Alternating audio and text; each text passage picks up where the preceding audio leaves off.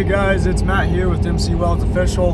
We are on our way down to the laydown yard and we're gonna do some stuff today. I got some stuff to do on Burta. I got some, I think it's the little keepers that keep the spring stock engaged on the door for all the service doors. I got all new of those keepers because it gets cold and they bust apart. They're made out of cast aluminum. I had a machine shop make me a couple of them, quite a few of them, out of steel. They just machined it out of like a brick of steel. They're pretty expensive, but this should eliminate the possibility of those things cracking and fatiguing as quickly as they did. Granted, the truck is a 2008, and based on the body, I don't think they used it a whole lot. Considering the mileage is like 68,000 miles, like 68,000 miles on a 2008. I don't think it got driven or used a whole lot, but we got some other stuff to do at the yard, so I figured what a great opportunity to make some long form content. Alrighty, we are at the yard. I noticed the tire on Burta is a little low, so we're gonna air it up real quick. I've been having issues with this tire. I don't know why. Probably gonna have to take it in at some point. Got to check the oil on the old Bobcat. One never fails. Yeah. She needs oil. This thing drinks like oil to the point where I store it right there so it's easy to get to.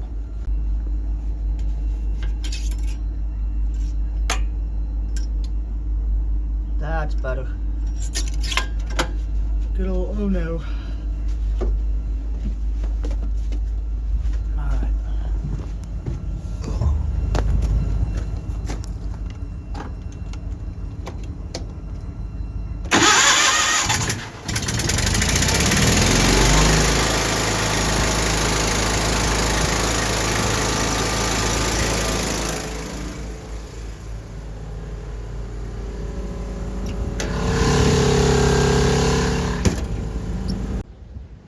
Okay, well, here's the can. This is what I got set up so far. It's not anything crazy. All my junk's in the back. And got more of our consumables right here. Eventually we'll get shelves, but for now, this will do. Usually this stuff takes up a whole entire trailer. I have a smaller trailer, enclosed trailer, that I use to store a lot of this stuff in when I'm not using it. Stuff like up here, like all this stuff, usually sits outside. I try not to let it to, but it usually sits outside and gets covered in snow, and then it freezes, and then it's a chunk of ice. This is a lot better.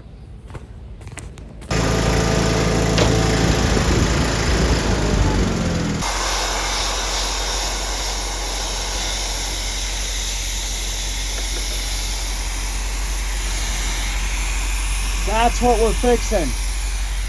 I'll show you the new ones I got. We'll just drill those rivets out. We'll probably pull this seal down, drill those rivets out, rivet the new one, and call it good. Let's see what we got 150. Okay. I'm gonna get this air hose out of the way and we'll start moving trucks. Okay, the truck is where we need it. Show you these brackets right here. They get cold. I think they're cast. I want to say they're cast. But check out the work of this machine shop. They did an excellent job. That is a work of art. It's definitely more skookum. Oh wow, yeah. That's pretty slick. Nice and deburred. There's really no sharp edges on it. I think they tumbled them a little bit. Yeah. That's cool. Pretty slick. Here's another one that broke off.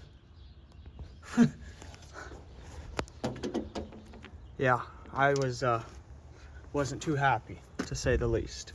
But on the bright side, we're here to fix it. I got a new sticker. I'll probably put it right there. Well, that went completely sideways. The S&S Diesel CP4 disaster prevention kit is what I have both on the new truck and Victoria. I had a shop do it. I had them install it just because I've had pretty good luck with those trucks, but those disaster kits are pretty cheap compared to what they could be preventing. They're not disaster proofing it, but they're there to catch the filings and stuff if it does decide to have a disco party and invite all your injectors. When I was at the weld supplier the other day, I picked up another 50-pound can of 7018 1/8 inch Excalibur, because I think we've got like 30 rods left in our job trailer. So I got that, and then I got this box of goodies. They got more stickers. They love giving me stickers. I love stickers. This is for our new new to me, good condition though, 8VS. I picked that up a couple weekends ago. Drove all the way to Ohio to get it, and there's an older welder that was selling some stuff, and I bought it from him. Pretty good deal. I think I paid $1,600 for it. So when you buy, a real wire feeder, you gotta go and get all the consumables, and just so you guys that know, there's quite a bit of money sitting right here. This is for another project for my needle purges that I make, but these are the drive rollers, male drive rollers.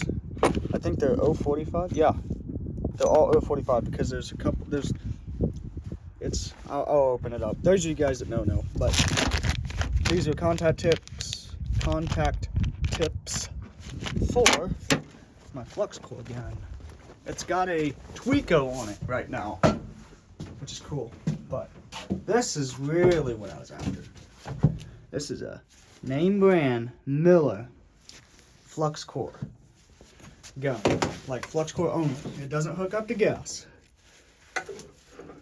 Yeah, and then I put this wrapping on there and taped it all up because there's cords and stuff hanging all around the side of it, and it's held together with electrical tape, which is kind of how they are. They come with these little plastic retainers, and they always just come apart. So I put it all together with that, gave it a wrap it. But yeah, by the way, the tip that I pulled out of this thing, see if it's still in there. I think it was oh no, it's bigger than that. 5/64 wire was the last time that thing was pushing wire. That's a huge wire. Let me put it next to 045 so you guys can get. There's 045. There's 5/64. That's some wire. That's some wire right there. But we got all this stuff for the wire feeder, and I gotta put it in the truck and stock it. Okay, these go in there.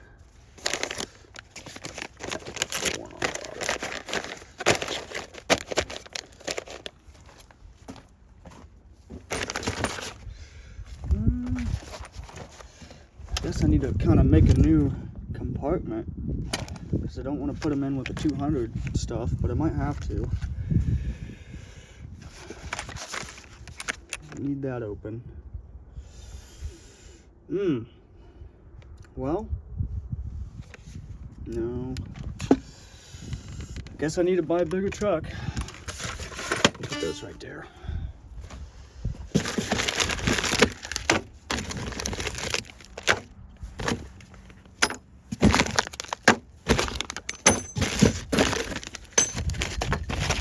Get all of our contact tips and brass.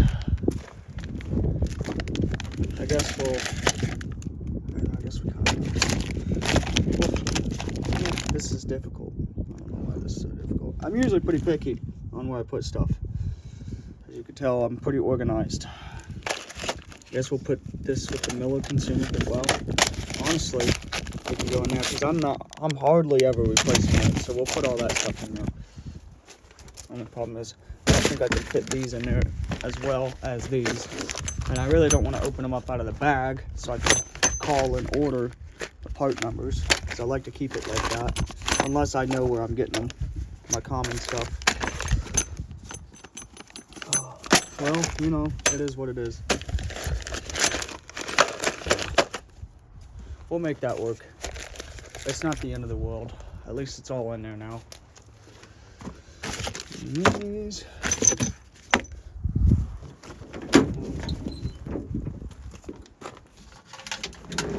That's another thing that needs fixed on this truck.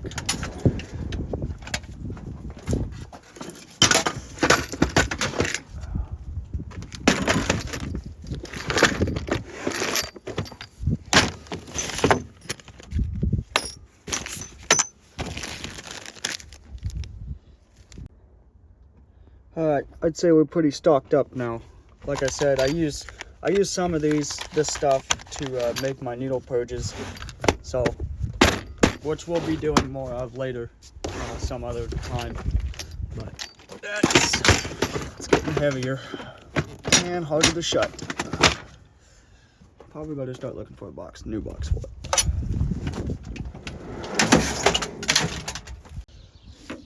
Okay, well, got my rivets, got my rivet gun. This one has been hillbillied before. What I do is, instead of the nut that's supposed to go in between there, you got to grind down a nut or buy like smaller, flatter nuts. Instead of doing all that, I just do a hole in it, and then a little cotter pin that I put in the. But no, that's, see, it's like, oh man, I don't know. I want to say that's magnesium, but aluminum or mag isn't magnetic. I wonder what these are. I wonder if they made those out of stainless. I don't.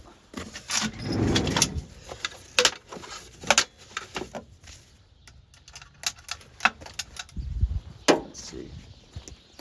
Oh, they're steel. Cool. Okay. So we'll have to remember to throw some paint on those.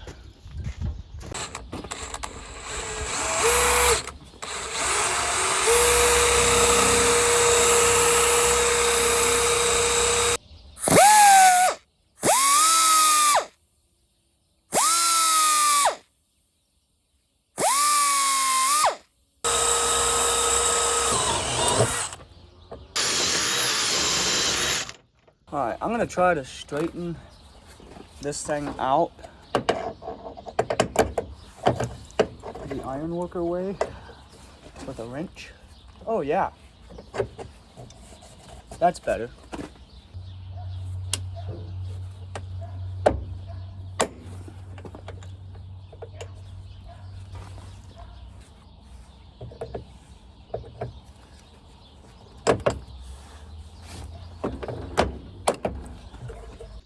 Well, here it is, fully installed. That's gonna be sweet. Bracket straight. That's gonna be sturdy. Let's get this hook back up. Alrighty. She is installed actually properly. That I think was or is a 10mm. Either way, it is now. See how complicated that is, but I understand why they do it like that, so it supports the top and the bottom, because this wiggles around a lot. But as you can see, that's solid. It doesn't hit, even with the latch out. Oh yeah, it doesn't flex a whole lot, but it does a little, but that's alright. It's better for it to flex than for it not to, I guess. But yeah. And now it'll stay shut on its own. Wow. We'll move it up. We're moving up, guys. Moving up in the world. Okay, let's do this one. This one is the most annoying one, because when I'm in my compressor cabinet, I'm either, it's swinging out, I'm either right here or I'm grabbing one of my feeders or throwing trash away or grabbing a rag. Over here, I need these doors you guys have seen, they come out to like here. I need to be able to, it's nice for this door not to be caught by the wind and be slamming into my doors. I'd like to, you know, preserve things if I can, if it's possible. So, we're gonna do the same thing. Probably that bracket needs to be straightened. Nope, it's good. I put some of that 3M spray, I think Super 88 on there. Works out pretty good to keep those up. Now, let's drill.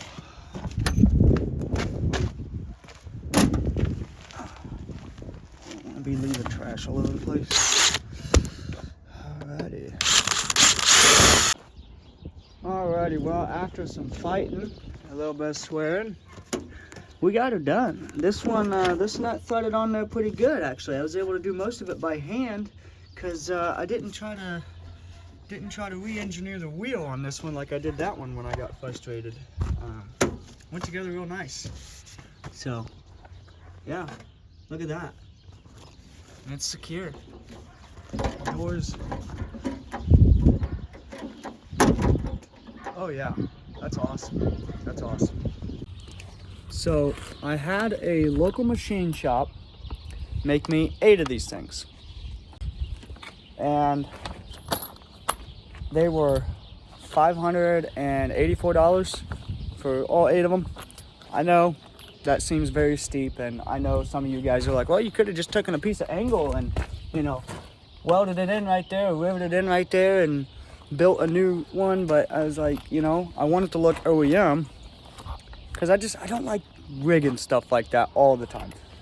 I can make stuff work, but this is such a better system, because those bolts are meant to go through there and be supported on the top and the bottom, or else you're gonna really start bending stuff and then your doors aren't gonna shut when the wind catches it.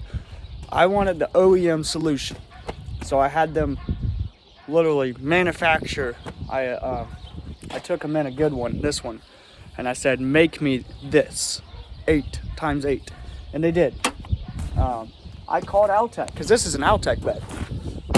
Oh yeah. Watch this. And it stays shut. Ah, we're moving up. This is an Altec bed, and I have the model number and serial number, and I got the plate and all that.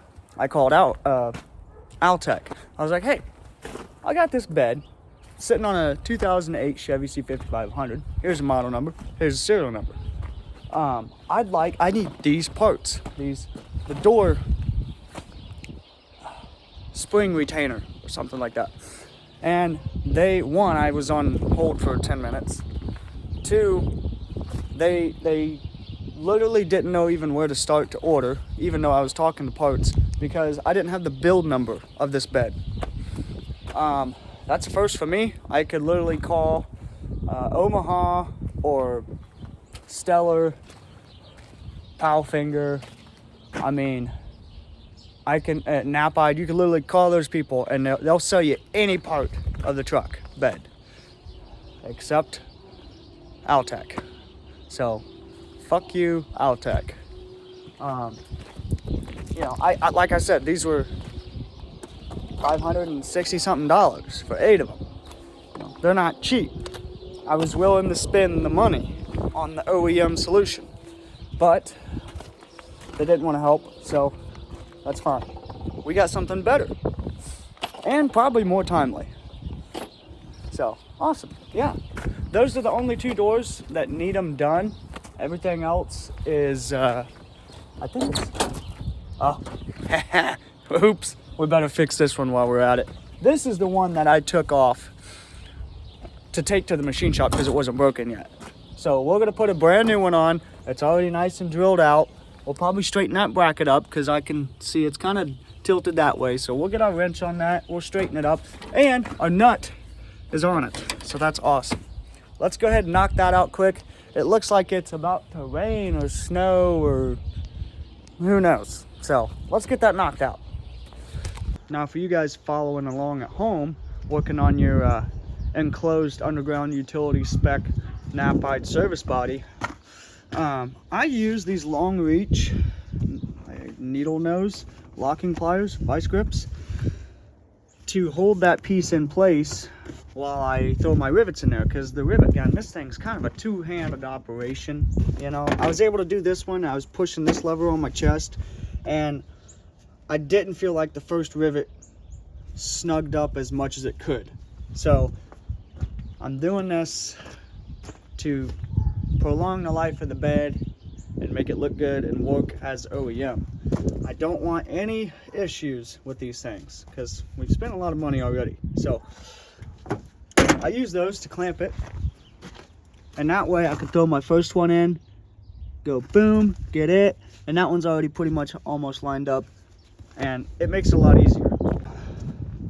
Alrighty, she's fully installified.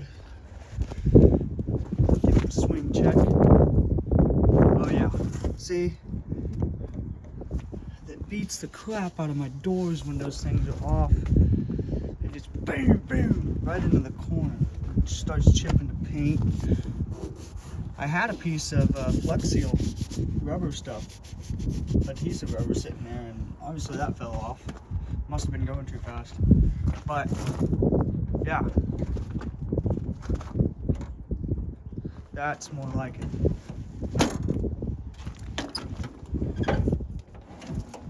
Because when I'm working on stuff and I'm like right here, usually I will close my doors, and so I'm not doing this the whole time and like accelerating my chances of arthritis. I can just open and close, and they stay. Nice. Nice, nice, nice. Alrighty, well, let's clean this mess up.